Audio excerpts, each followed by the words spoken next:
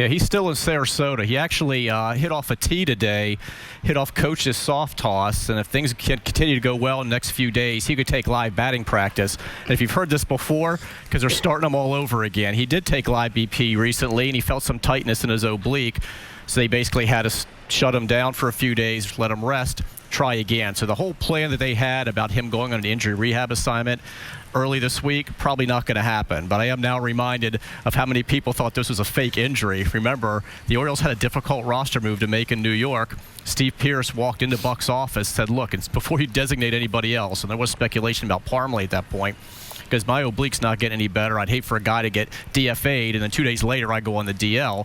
So they went ahead and changed their plans, put him on the DL. He still isn't even playing in games yet. So this was a legit injury, which usually ends up happening with an oblique. So, again, they're kind of starting over with him, but he had a good day today, hopefully live BP in a few days. And at some point, they are going to have to send him out. So I don't know if we'll see him before rosters expand in September. They'd like to get that right-handed bat on the bench. Roch, Matt Wieters has been out with an injury. What do you think about the way Steve Clevenger and Caleb Joseph have been playing? What's the scouting report on those two guys? I'd say pretty good, considering Caleb's batting was at .353 this month, and of his 12 hits, he has 9 of them for extra bases, and they like his work behind the plate. So he's been a very good substitute.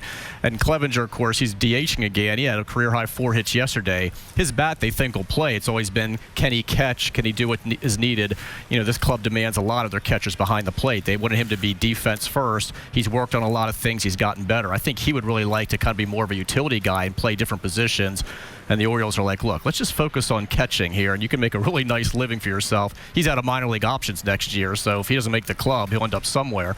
But with Matt had a really good day today. He ran the bases to test the hamstring. It went really well. I don't think he's lost any of that sprinter speed that he has. So Buck said if there are no repercussions tomorrow when he comes in, if the leg's feeling good, he should be back in the lineup. And he's available tonight, but Buck would rather not use him. He certainly didn't want to use him yesterday, because if you do and then something happens the next day where the hamstring's bothering him again, then you lose that backdate time for a possible DL move. But I think he'll be in the lineup tomorrow. Buck said today went about as well as you could hope for Matt.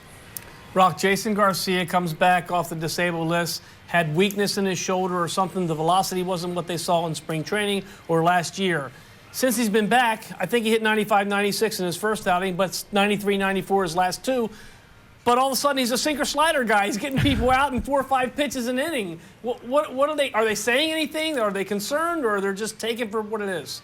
I think they're taking it for what it is. And all of a sudden, he's a ground ball pitcher, and you'll take that. You know, his last outing before yesterday, he got 3 outs on ground balls. And they're still going to be really careful where they use him, when they do, as much as you can until rosters expand. Once they get to September, it's a lot easier to not necessarily stash him, but to be really careful when you use him, because you'll have the extra relievers. He'll lose his Rule 5 status at the end of the year, and then you can go ahead and start him out maybe a Double-A Bowie next year. But Buck said that he's a lot more crisp with arm-wise, his stuff, his command's better. But then Buck posed that age-old chicken or the egg kind of question: is this because his command's better, that his confidence is better, or is the confidence what's causing his command to be better? We're not sure which it is, but definitely there is improvement. They're not really that overly concerned with the velocity, as long as he's still getting around the mid-90s. But initially there was. He went from 97, 98, like he said. We were seeing 90, 91. They knew there was something wrong.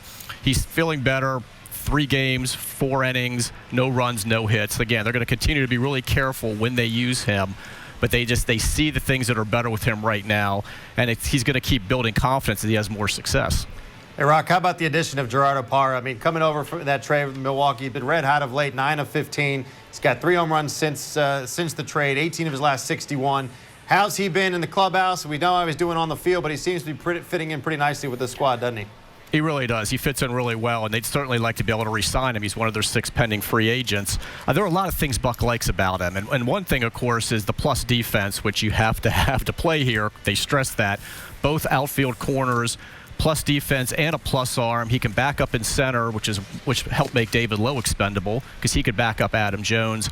So they really like his defense. Buck has talked over and over about his base running as well. And you know, the team has been challenged somewhat this year. They've had a lot of mistakes on the bases. Buck said there are 4 or 5 times this year already where Parra's done something where he's gotten a really good read. He's been able to take the extra base, and he's noticing that. He's really been a bonus with his base running, and yes, the hitting as well. He's an on-base guy for them right now, which is really what they they need. When you look at, his on base, it was 369 with Milwaukee. It's 348 with the Orioles. And as a team, the Orioles ranked 19th in the majors at 310. So a guy who's able to get on base, whether you're going to bat him first or second with Manny, there's things he can do for them. And so he got off to a little bit of a slow start when he arrived because he was so hot when he was hitting in Milwaukee. And we're like, figures, he comes here, he falls into that collective slump with the rest of the team. He's really heating up now. But there are a lot of facets of his game that Buck really likes. He had the league's longest hit streak at 14 when he came to the O's, and now he's hitting the ball well again. Thank you, Roch. We appreciate the time.